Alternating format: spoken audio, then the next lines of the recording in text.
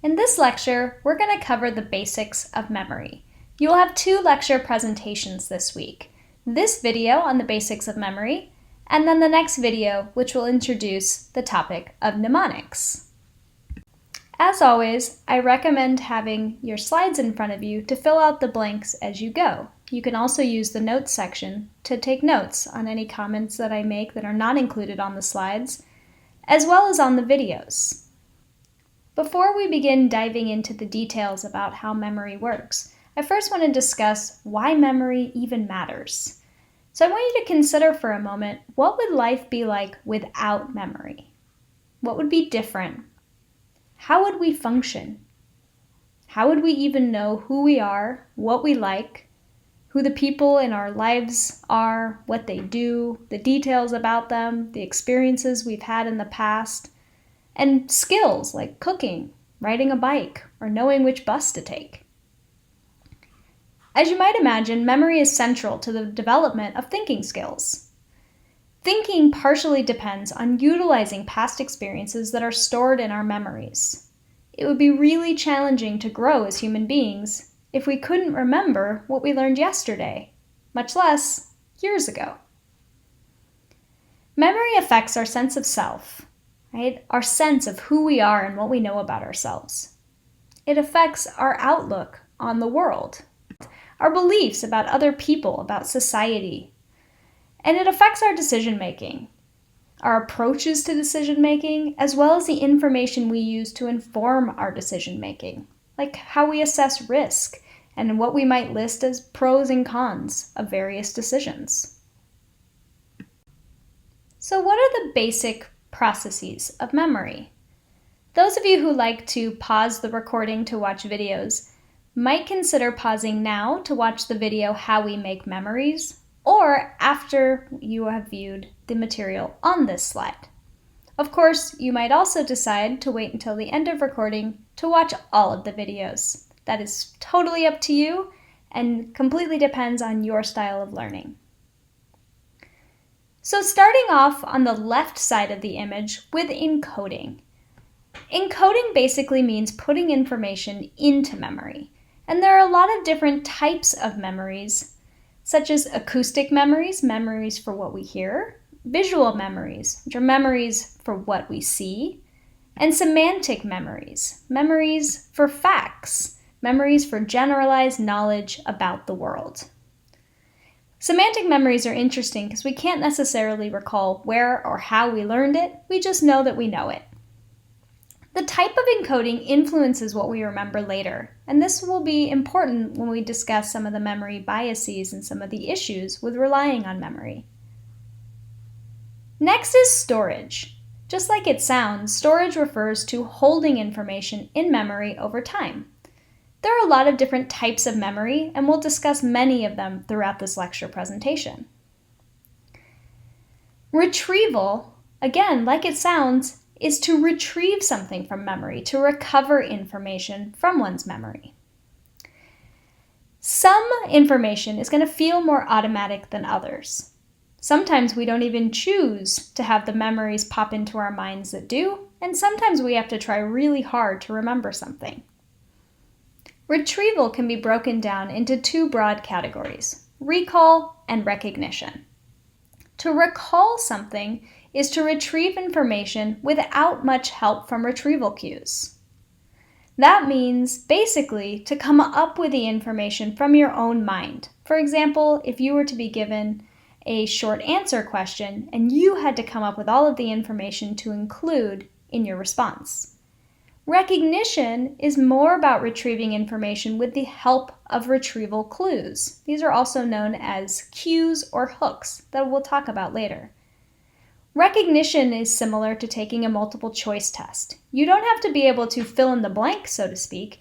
All you need to do is recognize which of the answer choices is the correct answer. So you have help from the answer choices themselves. The information processing model posits that there are 3 basic stages of memory. Sensory memory is information that comes in through our senses, like sight and sound. They are held very briefly before being lost. It lasts generally for less than 1 second. If this information is attended to, analyzed, and encoded in a meaningful way, we can say that that stimuli was perceived. Perceived information can now enter short-term memory. Sensory memory is not discussed again in this course because there's really not much we can do to improve it. And as a critical thinking class, we really want to be focused on the types of strategies and techniques that can make us better critical thinkers. In contrast to sensory memory, there are things we can do to help improve our short-term memories and our long-term memories. So the next step in the information processing model is short-term memory. Short-term memory basically refers to the focus of attention at any given moment. Short-term memory can be subdivided into kind of traditional short-term memory, which is really just retaining information in mind, and it's generally limited to about 30 seconds, compared to working memory, which is the process of manipulating information in mind at any given time. So short-term information would be if somebody gave you a phone number and then you dialed it right afterwards, without any attempt at rehearsing it or manipulating it in any way. Working memory would be required if you needed to maybe say the numbers backwards, or if you were rehearsing it over and over in your mind. You can see how that's a little different. Rather than just holding the information, you're doing something with that information. We'll talk more about working memory and short-term memory on the next slide. Long-term memory is unlimited in its capacity, both in terms of how much you can hold, as well as how long you can hold it for. Long-term memory refers to what is stored in memory for longer periods of time than 30 seconds. And I realize that 30 seconds probably does not seem very long-term, but that's the definition. Many long-term memories are held for life. We'll discuss the categorization of long-term memory after talking about short-term and working memory on the next slide. As I mentioned on the previous slide, short-term memory involves holding information in mind, whereas working memory involves manipulating information in mind. Short-term and working memories are both very brief, less than 30 seconds. There's also a very limited capacity, which is generally estimated to be 7 plus or minus 2 pieces of information at any given time.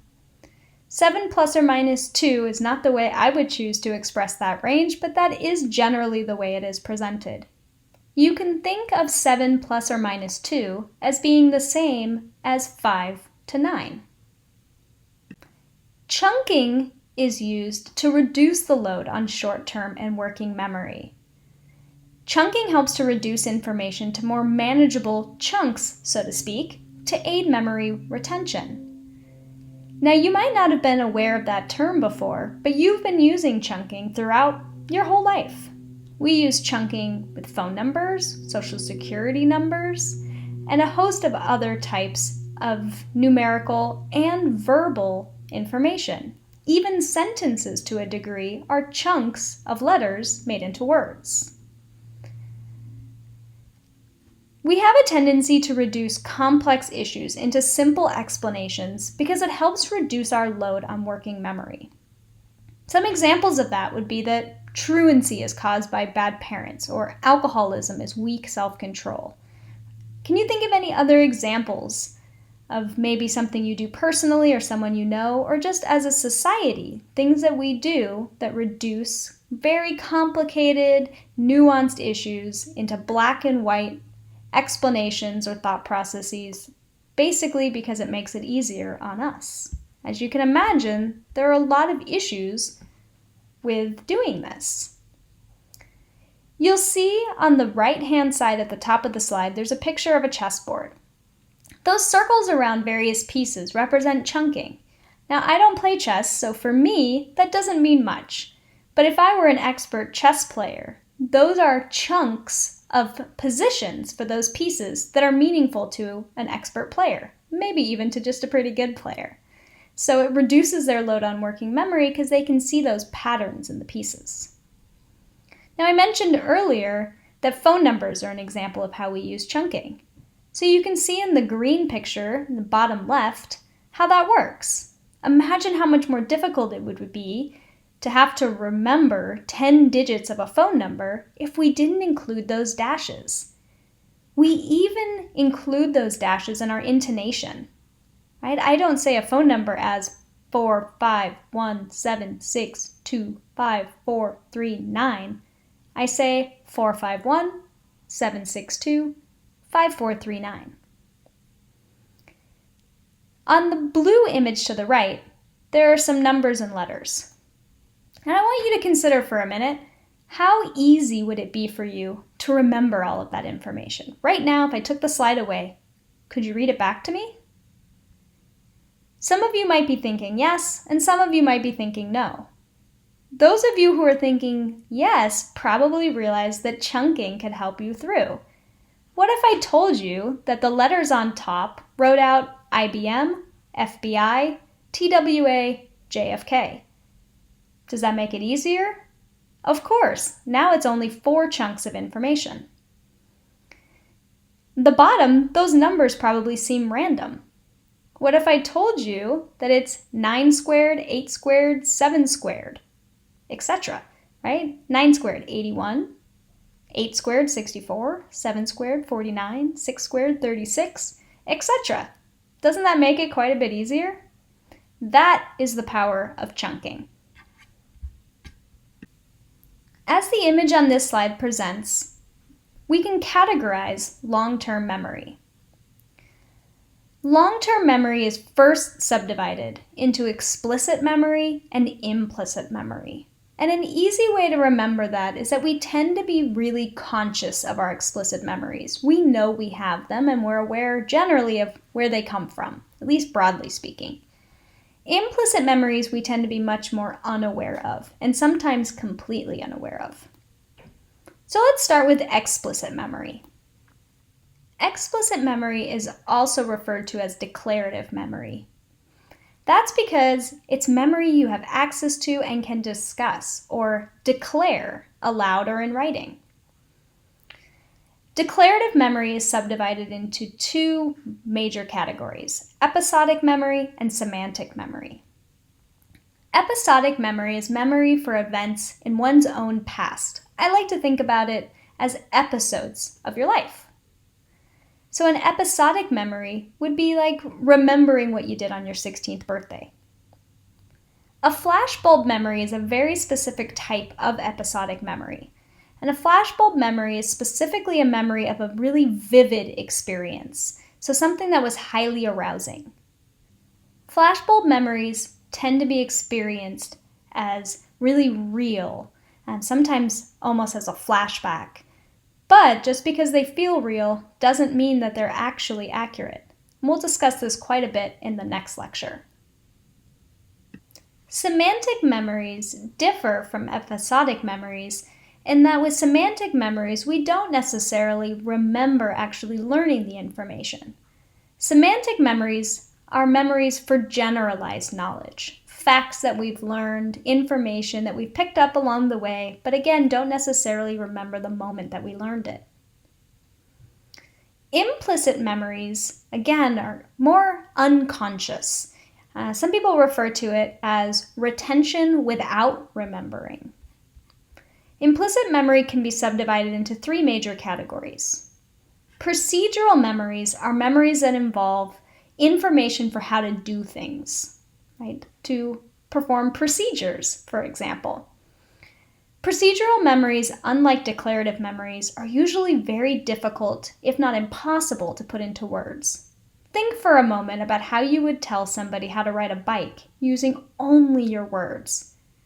Right? Riding a bike is a procedural memory, and generally procedural memories are easier to perform or easier to demonstrate than they are to discuss. Priming involves exposure to a stimulus that influences our response to a subsequent stimulus. We're often unaware of the influences. Classical conditioning is also known as learning by association. We're going to discuss all of the types of explicit memories and implicit memories over the next few slides. So as I've already mentioned, declarative memory refers to conscious recollections of information. And again, it's also known as explicit memory because we're usually able to make the information explicit, that is, to discuss it or describe it. There are two major types of declarative memories, which are episodic and semantic. So to review, episodic memory is for memory of things that we've personally experienced, knowing when and where we learned or experienced something. Declarative memories are usually easy to acquire and require very little effort. Flashbulb memories, again, are a type of episodic memory, specifically for vivid memories of something that was highly arousing. It's not necessarily accurate, but it definitely feels that way. Semantic memory, again, is memory of facts and generalized knowledge. We can't necessarily recall where or how we learned it. Some examples might be multiplication tables, state capitals, or even knowing what LOL stands for. You probably don't remember the day you learned that, but you probably know what it means. Procedural memory is the first of the three types of implicit memory we're going to discuss in more detail. So as a reminder, implicit memories are generally less conscious, if not totally unconscious, compared to explicit memories, and they tend to be difficult to put into words. Procedural memory specifically refers to memories of how to do something, such as performing an action or a skill. Procedural memories tend to be automatically available for retrieval and implementation. But again, while they feel automatic, they're very difficult to explain in words. So they are easier to demonstrate, but harder to describe. It tends to be that most examples of procedural memory that come readily to mind are examples that involve motor skills, like riding a bike or driving a car. But procedural memory can refer to any action or skill. So that means that it is a procedural memory to know how to cook a souffle without a recipe, or even to know when that souffle smells ready to take out of the oven. So let's try a little activity. Can you figure out what the top bullet point says? Could you fill in those blanks? What about the second one? Now, I imagine that many of you struggle because there are a lot of blanks in those two words. However, if we were in class, my guess is that many more of you would be able to figure out the second term than the first one. The first term says availability, a term we haven't really been using. The second is conditioning, something we just talked about a few slides ago. Priming would tell us that conditioning would be easier to fill out because you've been primed with that information from the information on the other slide. If you look at the image, you can see another example of priming. If on the left example, you were faced with the words bread, juice, and milk, and then asked to complete SO blank P, you would likely fill it in with U for soup, because you've been primed to think about food or things at the grocery store. If you were given the words towel, shower, and shampoo, you'd be more likely to fill in the blank with an A for soap, because you've been primed to think of showering. Priming influences how we view and respond to stimuli in our environment. It subtly affects our perceptions and our behaviors without our awareness. So again, this is an example of an implicit memory. Our minds interpret ambiguous information based on what was previously seen. So priming is affecting us on a regular basis. Research studies have even demonstrated that if you've seen a phrase for a split second, so fast that you weren't even aware that you saw it, you're more likely to fill in the blanks faster than somebody who wasn't exposed to that word, even for that split second. Studies have also shown that you can be primed to think a certain way. For example, if I were to show you a picture of a rabbit and ask you how to spell hare, more of you would spell it H-A-R-E than if you hadn't just seen the picture of a rabbit. Associative networks play a role in priming. So for example, after seeing the word doctor, people are faster to recognize the word nurse than the word banana. And that's because for most people, nurse is connected to the term doctor much more closely than banana and doctor. We'll talk about associative networks in more detail in the next lecture presentation on mnemonics. The last type of implicit memory we're going to discuss is memory that is formed through classical conditioning. Many implicit memories are formed this way. And as I mentioned before, it's also referred to as associative learning because it is based on making associations or connections. Classical conditioning was first researched by Ivan Pavlov, and you might have heard reference to Pavlov's dogs before. Essentially, he took a neutral stimulus, which is a stimulus that does not normally cause any specific kind of response. So for a dog, ringing a bell is relatively meaningless. That's what makes it neutral. Now, let's say you ring a bell every single time you go to bring your dog food. So you ring the bell, and then you put that meat powder down.